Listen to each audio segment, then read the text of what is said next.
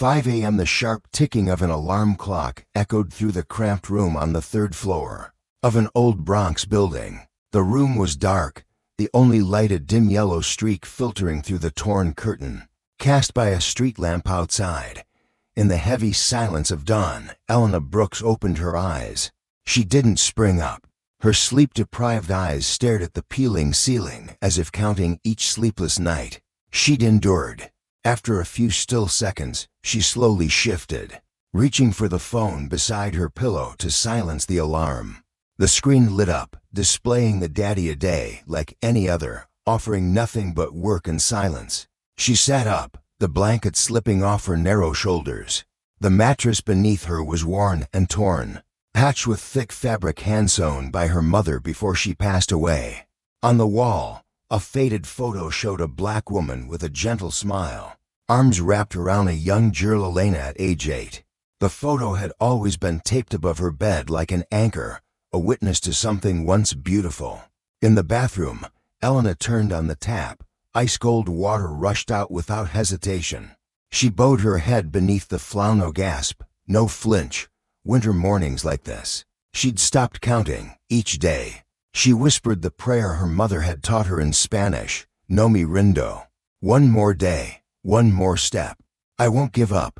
By 6 a.m., she had dressed in her silver-gray uniform, a high-collared shirt, knee-length skirt, and a slightly scratched plastic name tag. Housekeeping Elena. There was no line that said she had once been an honor student in linguistics at NYU. No line stating she had once been selected as a Spanish department teaching assistant. The tag told one story only: she was a cleaner. On bus 11, rattling down Burnside Avenue, Elena sat by the window, head slightly bowed, cheap earbuds in, clutching her plastic lunchbox. No one on the bus knew she had been nominated for a Fulbright scholarship. No one knew she once dreamed of becoming a UN interpreter. All they saw was a small black woman with eyes avoiding contact and a bland uniform, like thousands of other workers in New York. At 6:45 a.m., Elena arrived at the Grand Continental Manhattan Hotel, nestled in the heart of the Upper East Side where the floors were marble. French crystal chandeliers floated above, and Persian carpets were replaced with every season. For guests, it was paradise. For Elena, it was a cold maze she could only enter through the back staff entrance. No one greeted her as she walked through the service corridor. A few co-workers nodded, and she nodded back no more, no less. In the service elevator, she pressed for floors 35 to 40, the VIP suites she'd been assigned that day. The internal surveillance policy demanded spotless glass with no fingerprints, beds folded at a perfect 90-degree angle, towels tripled with logos facing out. Elena worked fast, quietly, and with precision, not because she loved the job, but because she knew if no one noticed her, it meant she was doing it right. The hotel hadn't hired her to stand out. They hired her to disappear. When guests opened their doors, she immediately bowed her head, avoiding eye contact. Passing floor managers, she held her breath. Silence was strategy. When you exist at the bottom of the system, survival depends on making no one remember you exist. But Elena was not completely invisible.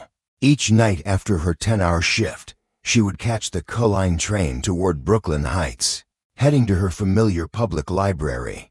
There, Computer Station 7 in the far corner was her designated seat. No one competed for it. No one else could endure hours on a hard plastic chair, reading Spanish-language texts on medicine, politics, and law. Elena had no curriculum. She created her own lessons, downloaded her own materials, trained her own voice, simulated courtroom dialogues, Spanish political podcasts. These were her real life after dark. She didn't need anyone to certify her talent. She just needed a chance. One morning, entering the basement break room with her usual lunchered rice and black beans, her mother's specialty, Elena settled in the farthest corner, out of the camera's view. She opened her phone and skimmed her inbox. Then her eyes froze. Felicitations, Elena. You passed the certification. Professor Mendoza. Her breath caught. Without thinking, she called back. The moment the line picked up, the words tumbled out like a flood. Dear Dad. Low Loger, Professor. Dear Dad. A warm laugh responded. Not only did you pass, you're among the top scorers. Elena burst out laughing, then crying, then laughing again like a child hearing their name called at an awards ceremony for the first time. In that moment, there was no cheap lunchbox, no cracked tiles, only hair and the dream that had just been reignited. But she didn't know, across the hallway, a man stood. His gaze was cold yet focused. A figure known among staff only by a nickname, the man behind the glass. Nathaniel Grant, founder and CEO of Grant Holdings, owner of more than 30 five-star hotels around the world, had once cleaned motels in Detroit. Now he was power incarnate and the type of man whose single email, contract terminated, could make an employee vanish. No one knew why he was there that day. But what Elena didn't know was that from that moment forward, her name had been etched into the memory of a man who made systems bow. The phone rang 3 times and went silent. Elena didn't call back. She knew her break was almost over, and any delay could be grounds for reprimand. She put her phone down, wiped away her tears, and carefully closed her lunchbox. The emotions that had flared just minutes earlier were now compressed into an invisible box stuck deep in her chest so she could keep surviving. As she rose to return to work, Elena had no idea she was being watched. Not by a camera but by the most powerful eyes in the building, Nathaniel Grant. He stood silently behind a slightly open door like a ghost made real. He didn't enter. He didn't speak. He simply listened to her Spanish, fluent, deliberate, rich with emotion. It wasn't textbook recitation. It was a language lived and loved in her blood. And he knew, those who speak that way have lived it. That afternoon, while mopping the floor on the 38th floor, Elena caught a glimpse of a gray-silver suit passing by. It was him, Nathaniel Grant. The staff around her instinctively froze, bowed their heads. Elena did the same. But her heart was racing. One brief glance upward and their eyes met. He didn't speak, just nodded, ever so slightly. It was only a nod, but to Elena, it felt like a door creaked open, though she had no idea what lay behind it. The next day, at the morning briefing in the basement staff room, Margaret Hensley, floor manager of the 38th, white woman, perpetually wine-faced, spoke up. Some people seem to think lunch breaks are for foreign language performances. Instead of proper rest and eating, this isn't a university. This is a 5-star hotel where we expect professionalism and silence. If anyone wants to study languages, I recommend the public library. Some staff chuckled under their breath. Elena did not. No one needed to say her name for her to know the jab was aimed at her. But instead of speaking up, she sat still, hands clenched under the table, nails digging into her palms until it burned. Not out of fear, but because she knew people like Margaret to Welthos who resent what they cannot control. Silent, unyielding dignity. That afternoon, while changing sheets in room 3812, her work phone buzzed. A short message from Marcus Hill, her shift manager. Brooks, HR needs you upstairs, urgently. Elena froze. Her pulse thundered. In 2 years at Grant Continental, she had never received such a message. HR didn't call cleaning staff unless something serious was going on, and it wasn't always good.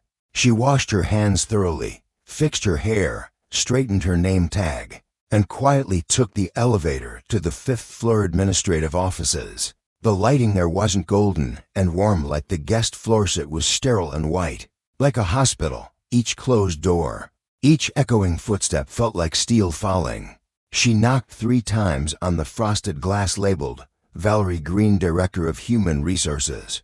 Inside, Valeria Plasham, hair in a bun, black-rimmed glasses, movements precise and judgmental. Looked up. She gave a vague smile, somewhere between polite and condescending. Come in, Elena. Take a seat. Elena obeyed, sitting upright, eyes forward like she was at a scholarship interview, though her heart felt like it carried a stone. Valerie opened a folder, not looking at her as she spoke. This morning, I received a special request. In my 18 years in this field, I've never seen anything like it. And I didn't think I ever would. Mr. Nathaniel Grant, personalize your immediate transfer to international relations. Assistant, Elena went numb. I'm sorry. You said transfer to where, ma'am? Valerie looked up. Her voice softened, but her eyes were still sharp. Executive level. Private office, new uniform, triple salary. You'll assist VIP guests who don't speak English, coordinate multilingual receptions, and support cultural liaison events. Elena's pulse stopped. Her eyes widened. Her lips moved, but no sound came out. Is this real? She whispered. Not even sure she had spoken aloud. Valerie nodded. For the first time, her eyes lost their critical edge, replaced by a hint of reserved admiration. Very real. And one more thing. Elena, Mr. Grant doesn't make impulsive decisions. If he believes your talent is being wasted, that belief has been very carefully considered. When Elena stepped out of HR, holding the job reassignment slip, she didn't feel triumphant like in the movies. She didn't cry, didn't leap. What she felt was emptiness. She walked past the corridors she had cleaned every day, past the gold-threaded carpets, past the doors once slammed shut in her face. It felt like stepping into a play where she'd never read the script, but was suddenly given the lead role. It wasn't a dream, it was real. And because of that, she wasn't sure if she was allowed to believe in it. As she entered the elevator that led to the executive floor, the one she used to only look at from a distance, Elena tightened her grip on the paper in her hand. Not because I'm ready, she thought, but because I can't keep bowing forever. Elena stood before the glass doors that led into the executive office suite on the 45th floor. The hallway carpet was embroidered with gold thread, the light from a crystal chandelier reflecting off polished walnut walls. Every detail exuded quiet grandeur, a kind of silent authority that made it painfully clear to Elena that she did not belong. Her hands still gripped the job transfer memo. Her fingers were cold, slick with sweat. Though the building's air conditioning was comfortably cool, Elena had never trembled before an exam, nor at her mother's deathbed. But today, she was trembling not out of fear, but because she understood that from this moment on, there would be no turning back. The door opened. A receptionist in a navy blue uniform approached, a file already in hand. Elena Brooks, here's your orientation packet and new employee ID. Your temporary office is for 3B. Elena nodded and accepted the cream envelope, with her name printed on it. Inside was a shimmering ID badge labeled International Guest Relations Associate, an internal handbook, and a preliminary schedule for her first week. Everything had been prepared down to the last detail, as if someone had been watching her for a long time, and suddenly, she was wearing something entirely different. A charcoal gray tailored suit hugged her form, paired with a crisp white silk shirt, slim tie, and low-heeled leather shoes. The new uniform made her barely recognize herself in the mirror. No more dingy silver blouse reeking of disinfectant. No more scratched plastic name tag. Now, she looked like someone who belonged to the world she used to bow her head around. And yet, that was exactly what made her feel out of place. The executive corridor was so quiet that each footstep echoed like an intrusion. Everyone was impeccably dressed, carrying sleek briefcases, eyes sharp as blades. As she passed, some glanced up, some murmured, but no one smiled. They simply observed. And she understood those looks: suspicion, calculation, and a quiet unwillingness to accept her. At the end of the hallway, she crossed paths with the last person she hoped to see, Margaret Hensley. The manager of the 38th floor was standing outside the VIP tea room. She visibly startled at the sight of Elena in her executive attire. Panic flickered briefly in her eyes before it retreated behind a tight-lipped smile. Well, look who it is. The language queen herself. I suppose you've forgotten what bleach smells like, haven't you? Elena said nothing. She simply held her gaze, not with anger or arrogance, but with the quiet resolve of someone who had emerged from the shadow others tried to bury her under. That silent confidence made Margaret flinch and turn away, her lips pressed tight. For the first time, Elena didn't have to bow her head. That afternoon, a short message appeared on her screen. Mr. Grant would like to see you in his office at 3:30. No preparation necessary. Her heart thumped. It would be their first official meeting. The last time, in the break room, had been too sudden, too surreal to fully understand what his gaze had meant. But this time, she was entering the chairman's office in a wholly different role. When the frosted glass doors slid open, Elena stepped in hesitantly.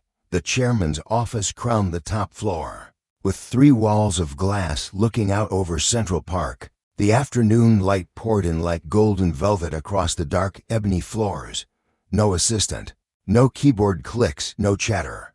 Only him, Nathaniel Grant, standing by the window, hands in his pockets, no tie. Shirt sleeves rolled up, salt and pepper hair perfectly groomed like a magazine cover. When he turned around, his eyes locked with hers. Not cold, not warm, just observant. "You're here, have a seat." Elena gave a slight nod, stepping toward the wide mahogany desk and taking the seat opposite him, trying to keep her hands from trembling. Nathaniel poured coffee into 2 white porcelain mugs. No one spoke for a long moment. The silence made Elena unsure whether she was in a meeting or awaiting a verdict. "I'll be direct," he finally said, his voice low and deliberate, like someone drawing back a curtain. "I created this position for you, not out of charity, but because I need someone like you." Elena froze. "I heard you speak yesterday. Not just your vocabulary, but the way you used language like it was a living part of you. You don't just speak Spanish. You live in it, and I need that." She opened her mouth to respond, then closed it again. The question burst out reflexively. "Why me? There are hundreds more qualified, more educated." Nathaniel leaned back, his eyes never leaving hers. "Because I used to mop floors just like you." The air rushed from her lungs. "I cleaned toilets in a cheap hotel in Detroit. I know what it's like to be looked through, to be unseen. But that's also where I learned to see what others miss. And I made myself a promise, if I ever rose to this level, I wouldn't let talent rot just because of the uniform it wore." A long pause stretched between them. Elena felt her heart action out of pity, but because for the first time, someone saw her not with sympathy or doubt, but with recognition. She had never imagined being chosen for something greater than luck. Nathaniel slid a folder toward her. "This afternoon, I'm negotiating with a delegation from Spain. They used to work with the Ritz, but they're seeking a more human partner. I don't need you to do much. Just stand beside me. Help the room breathe." Elena looked at the documents, her hands still shaking. Yesterday, she was wiping tables for these men. Today, she was being asked to stand beside the CEO at a multi-million-dollar signing. "I'll do my best," she whispered. Nathaniel smiled for the first time, a real smile. Not for partners, not for the press, but just for her. "I don't want your best. I want you. Everything else I'll handle." Elena walked out of his office. She didn't know if she was shaking from emotion or fear, but one thing was certain: she was no longer invisible outside. The same shadows moved through the polished hallways, still eyeing her with familiar glances. But this time, she walked without hesitation, not because she was ready, but because she could no longer let the world forget she existed. In the restroom mirror on the 50th floor, Elena stared at her reflection. Her eyes were deep, lit with something between confusion and resolve.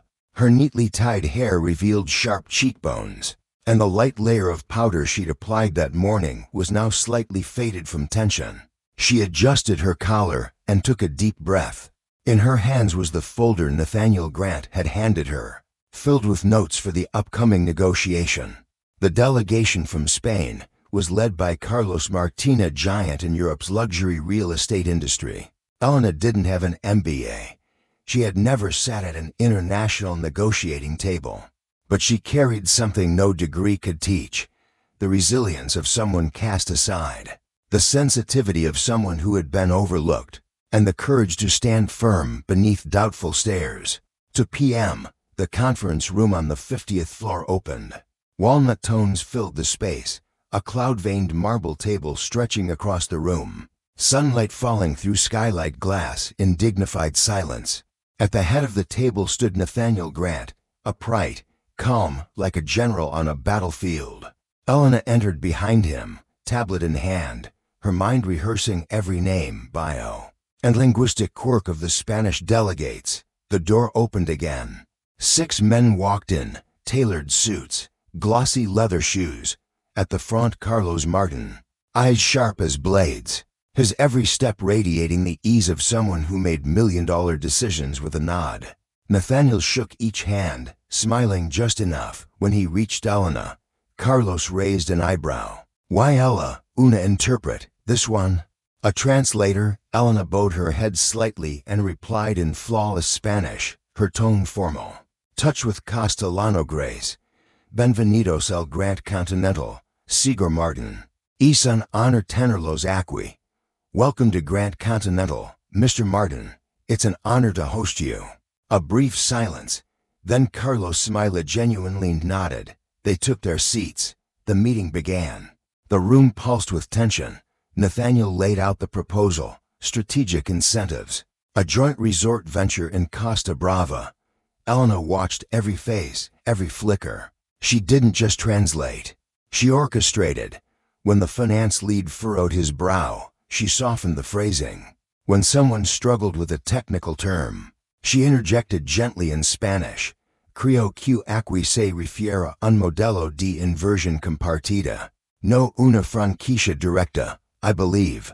This refers to a joint investment model, not a direct franchise." Nods followed. A smile. No one interrupted her. No one told her to hush. They began to listen. Then came the real test. Carlos leaned forward, half joking, half testing. "Solíamos tener un socio en Nueva York. Ellos hablaban en billetes. Why Esteeds, our old partner in New York, spoke in dollar bills. What about you?" It was a velvet-trapped dagger. Elena glanced at Nathaniel. He remained silent, letting her decide. She leaned in, lips tilting just enough, eyes steady. "Nosotros hablamos con acciones. Pero si es necesario, también sabemos escuchar con el corazón." We speak through action. But when needed, we know how to listen with our hearts. A stunned pause.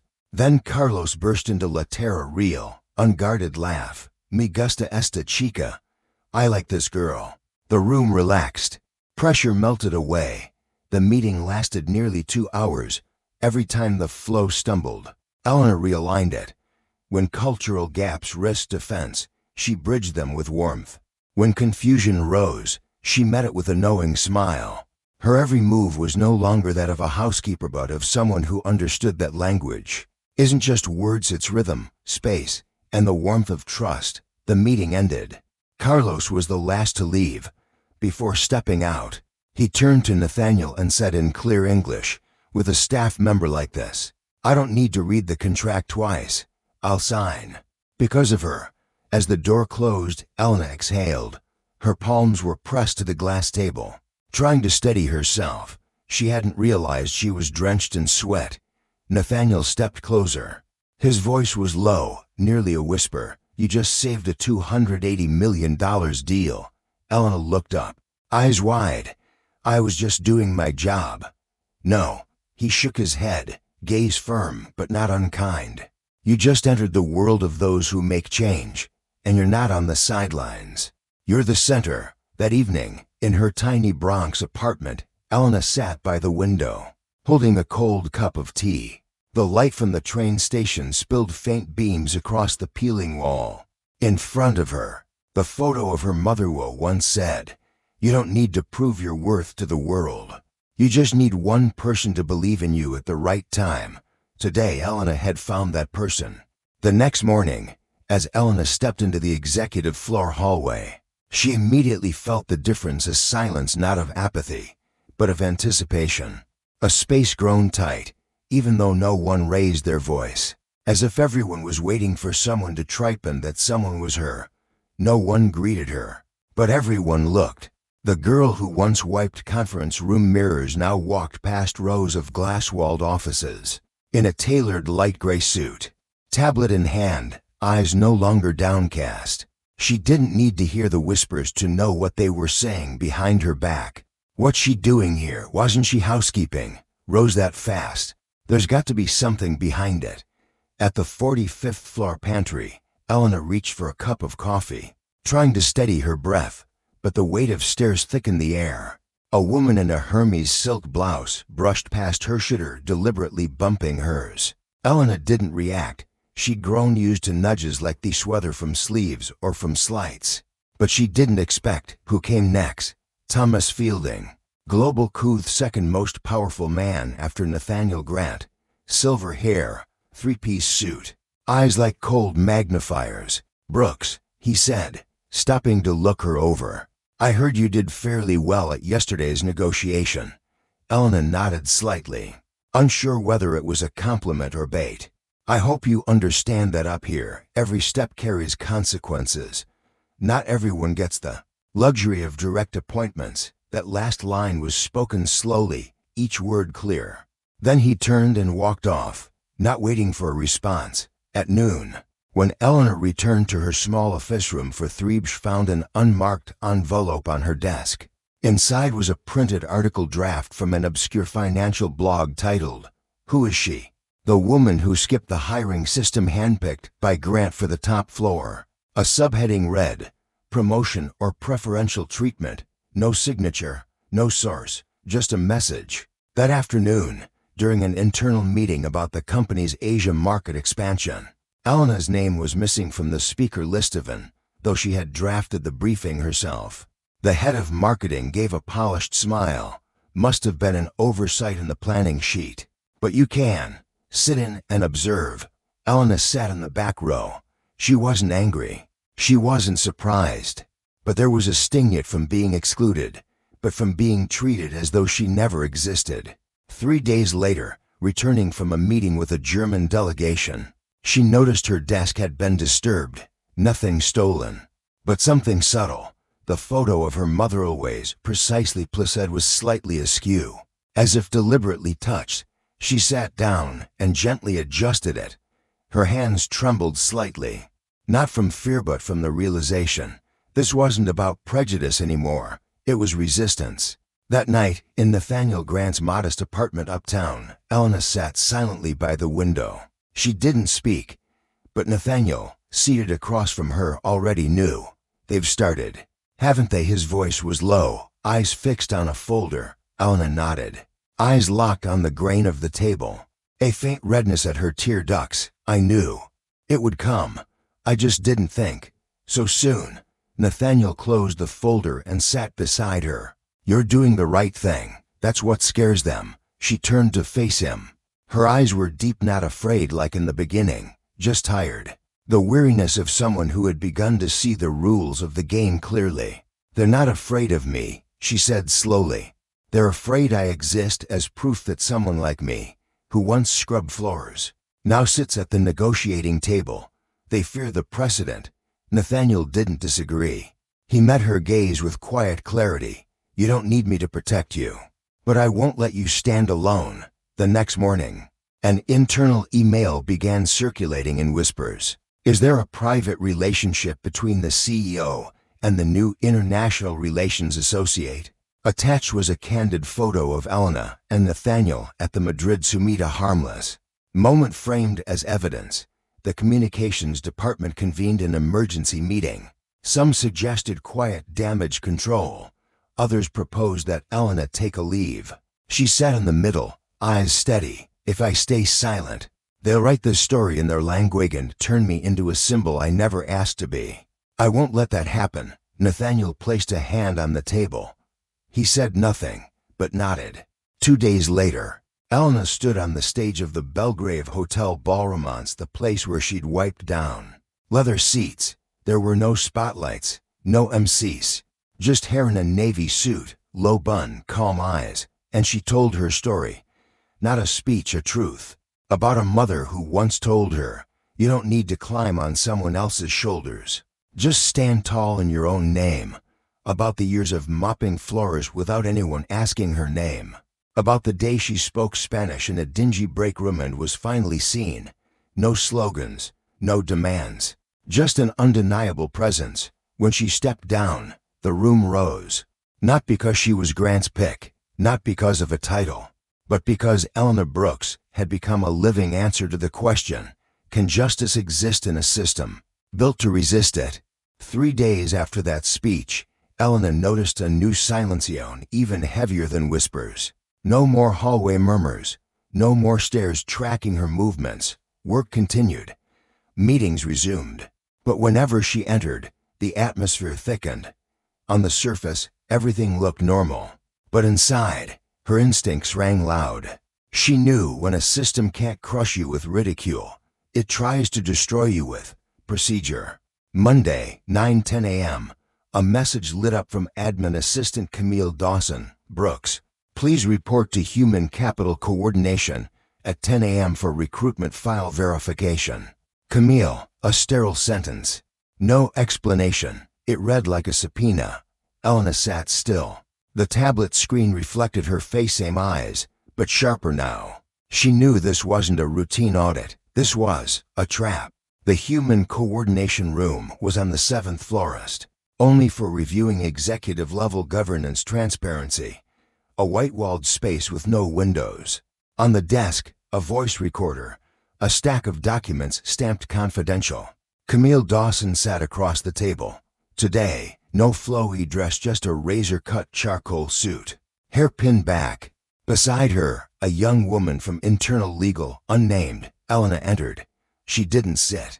She looked Camille straight in the eye. If this is a formal inquiry, I have the right to be informed in writing 48 hours in advance. It's not an inquiry. Camille smiled faintly.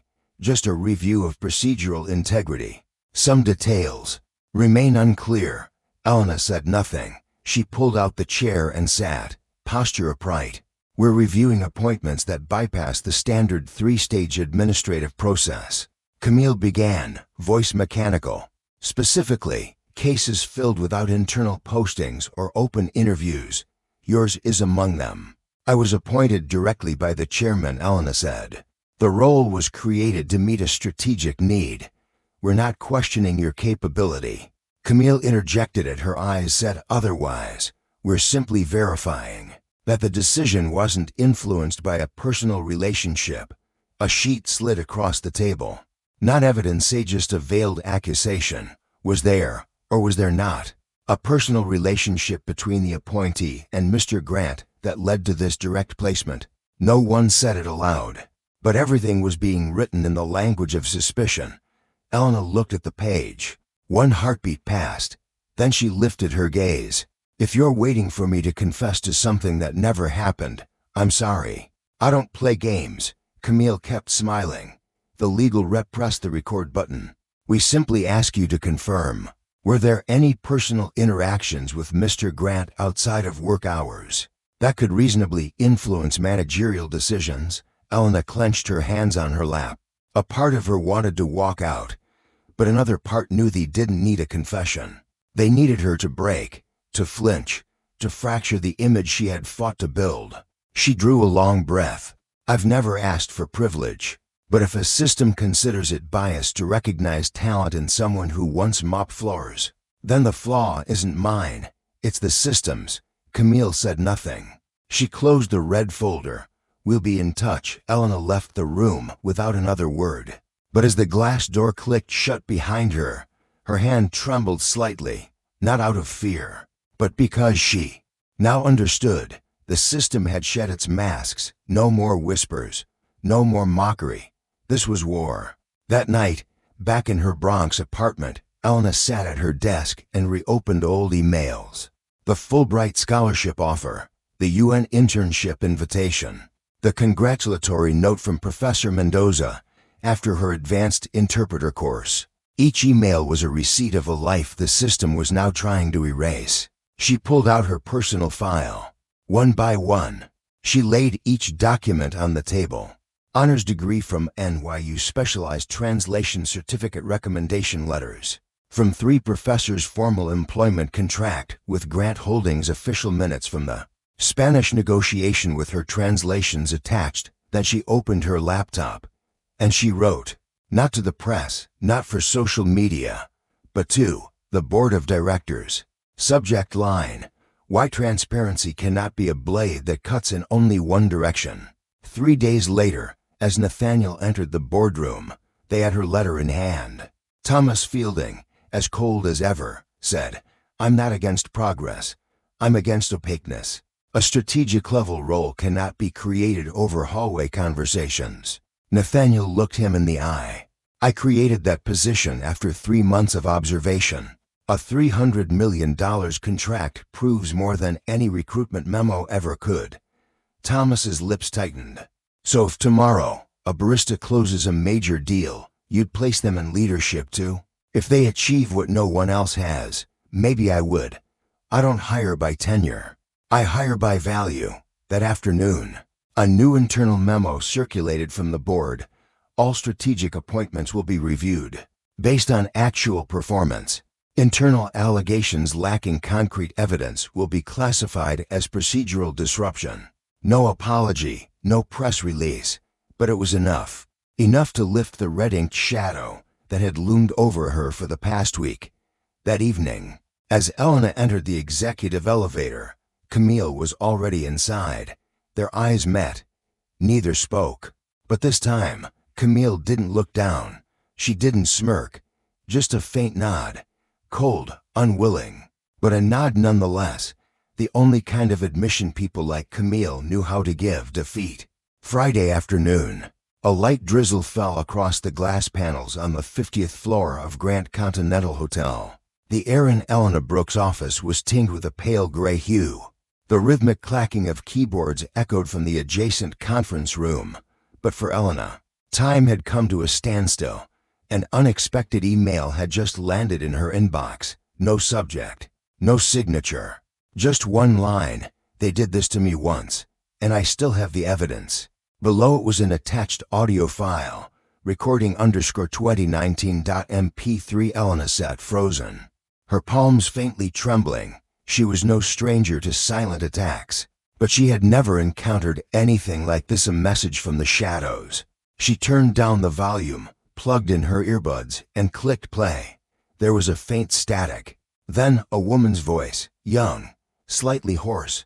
"I don't agree with the current management. Restructuring the team to eliminate competent people is unethical. I intend to report this to the board." A man's voice cut in. Gentle, but unmistakably cold. "If you want to continue working at Grant Holdings, I suggest you consider carefully who you're talking to." A pause. Then, "Nothing personal. But if you go against us, don't expect to have a place in this system." No name was mentioned, but Elena recognized the voice instantly. Thomas Fielding. The recording ended abruptly. Elena sat in silence for minutes. A part of her wanted to shut the laptop and delete the file. But the part of her that once stood before the entire company to speak truth wouldn't let her stay silent. She checked the sender's address. An anonymous email using an old, internal encryption system from Grant Holdings. Not easily traceable.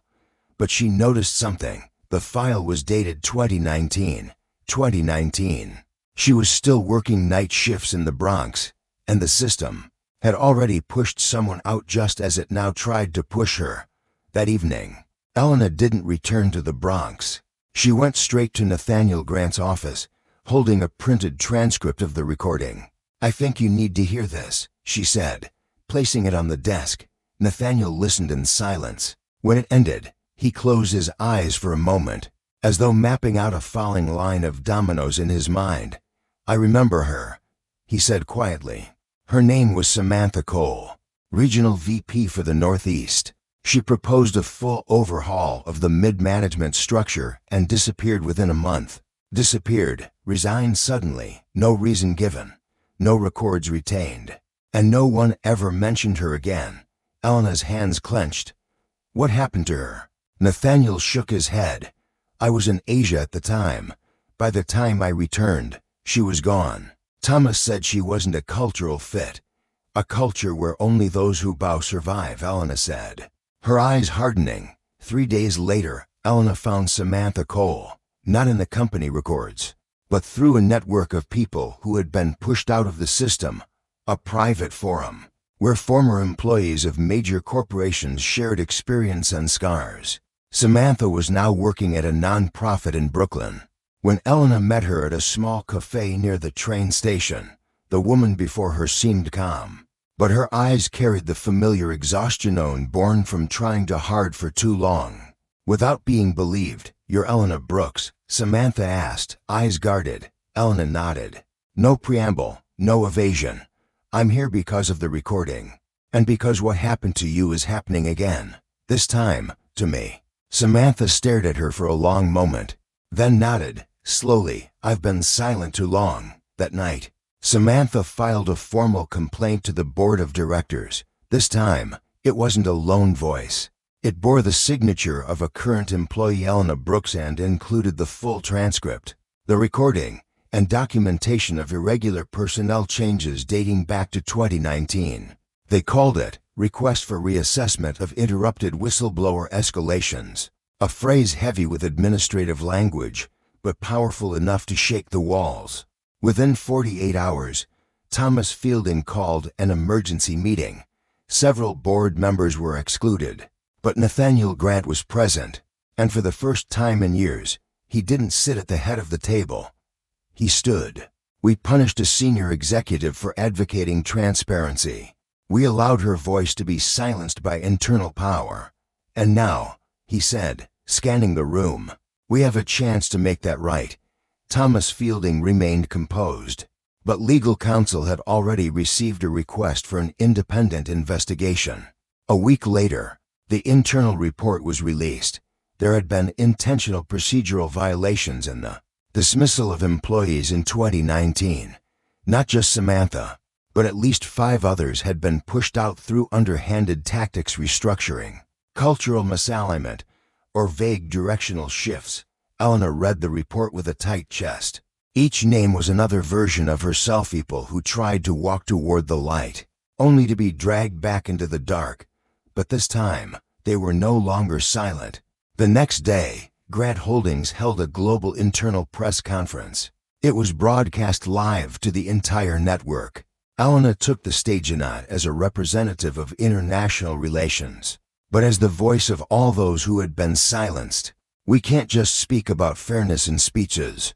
We must live it in every decision. And if a system once removed talented individuals simply because they refused to stay quiet, then that system must now be held accountable." The entire room rose. In the front row, Samantha Cole sat gripping an invitation card hand-delivered by Nathaniel Grant. March 15th, 9 a.m.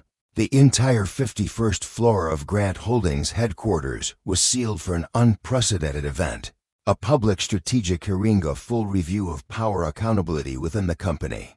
Over the past decade, this wasn't a courtroom, but everyone knew, in a company whose decisions could sway Asian markets or reroute transatlantic aviation, a hearing carried the weight of a trial.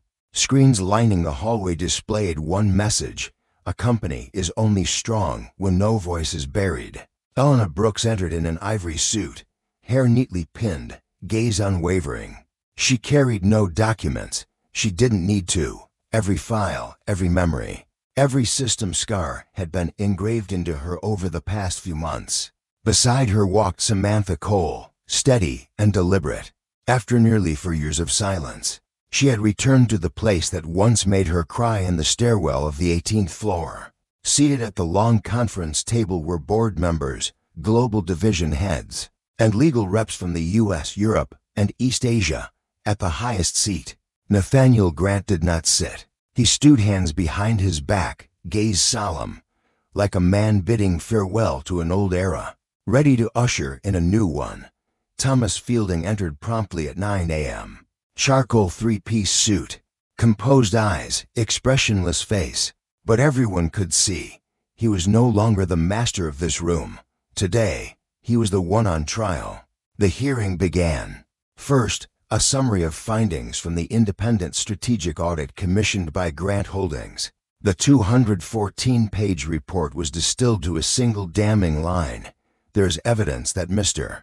Thomas Fielding directed or tacitly supported the dismissal of at least 7 senior personnel." who advocated for systemic reform outside of fair evaluation procedures.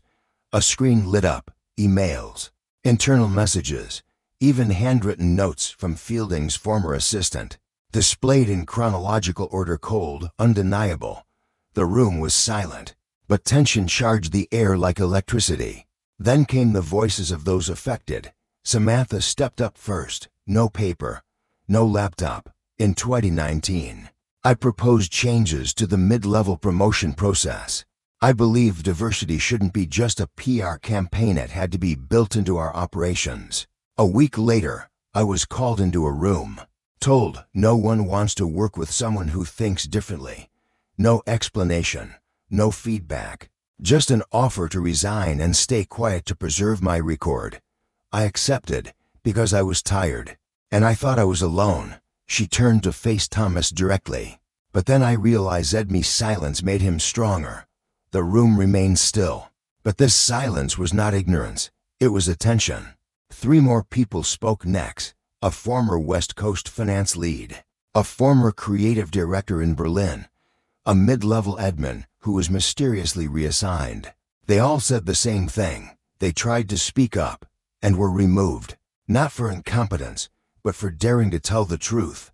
Finally, Elena took the podium, but she didn't speak about herself. She projected a data visualization.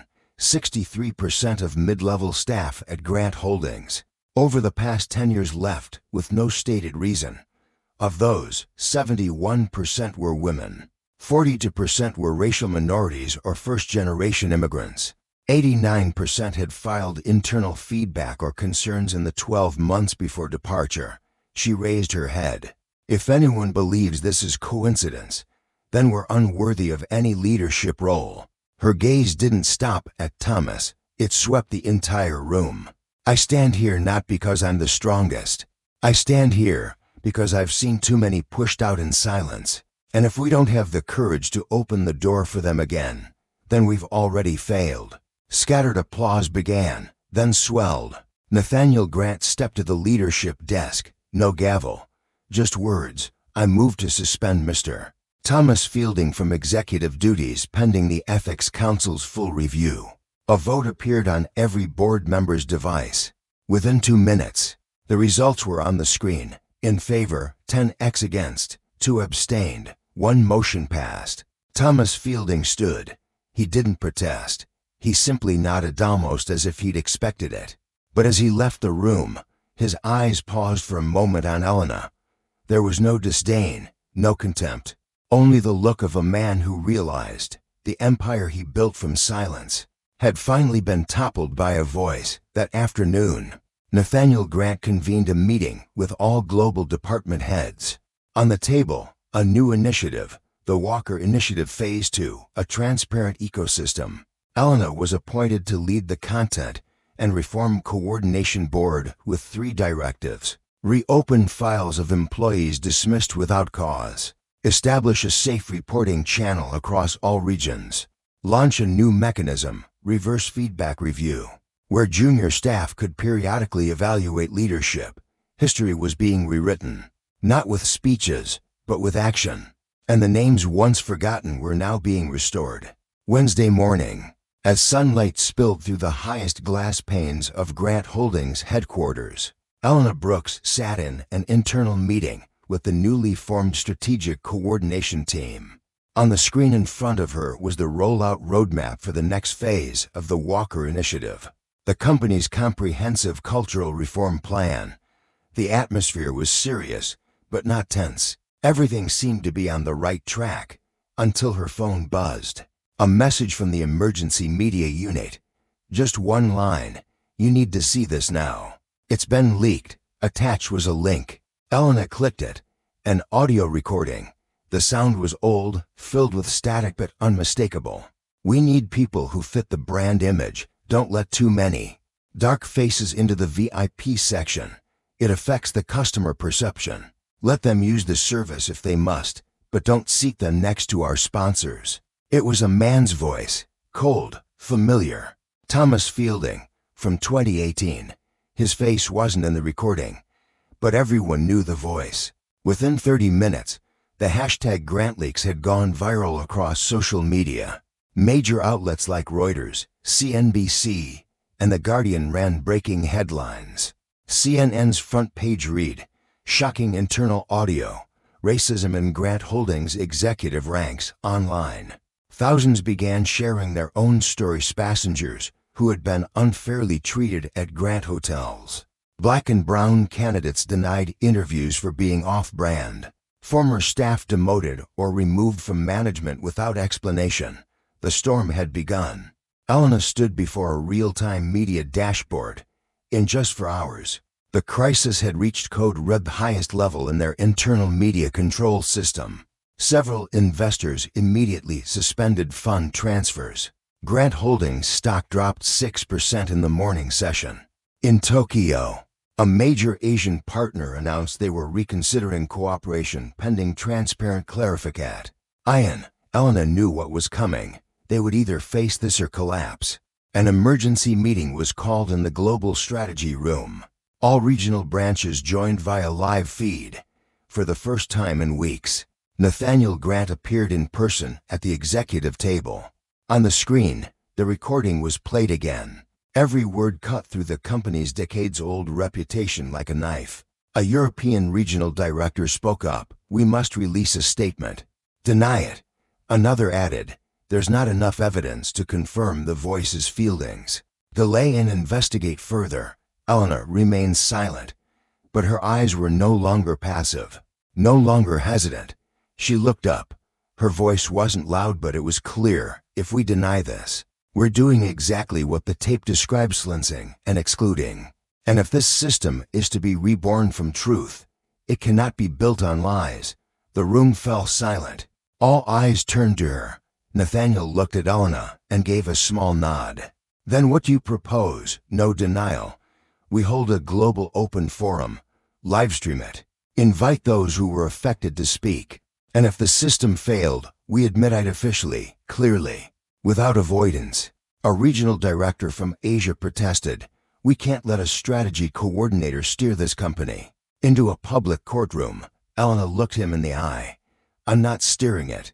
I'm just the only one brave enough to say what you've all been thinking, but haven't dared to admit." 2 days later, an event titled "Facing the Mirror" was held in the largest hall of Grant Holdings HQ. With over 2,000 employees watching via livestream, there were no PR speeches, no tear-jerking videos, just a round table, 3 chairs, 1 microphone.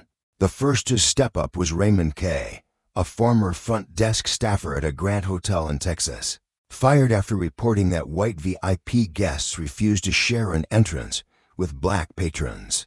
Then came Lena Wu, of Asian descent, who had her management training contract cut short for not fitting the communication style. Then Amir Nasser, an immigrant from Syria, demoted from restaurant manager after refusing to adjust the menu to look less Middle Eastern. They spoke, in detail, no tears, but every voice choked the room. Then Elena stepped forward. She didn't read a speech. "I used to believe that if I worked hard, if I didn't cause trouble, I'd be recognized. But I was wrong. Silence doesn't protect anyone. It only empowers those who prefer the shadows. I'm not standing here today because I'm the most talented. I'm standing here because people like Raymond, Lena, Emmer, and hundreds of others lost their voice, and I promise to be their megaphone until the system learns how to listen." At the end, Nathaniel Grant stepped onto the stage. Facing the cameras, he spoke slowly, each word deliberate. "We admit our failure. Our system allowed silence to outweigh justice. We will review every senior management decision from the past 5 years. And starting today, every ignored report, every buried complaint will be re-examined. Not to do damage control, but to make it right." The next day, Grant Holdings officially launched the Dignity Review Board, an independent council. Outside the executive board, Elena Brooks was appointed special coordinator with the authority to access internal records, investigate complaints, and publish findings without board approval. More importantly, Nathaniel Grant formally announced his transition out of direct leadership to pass the torch to a new generation, When asked who he recommended to succeed him as global CEO, he simply said 4 words, "She is ready now."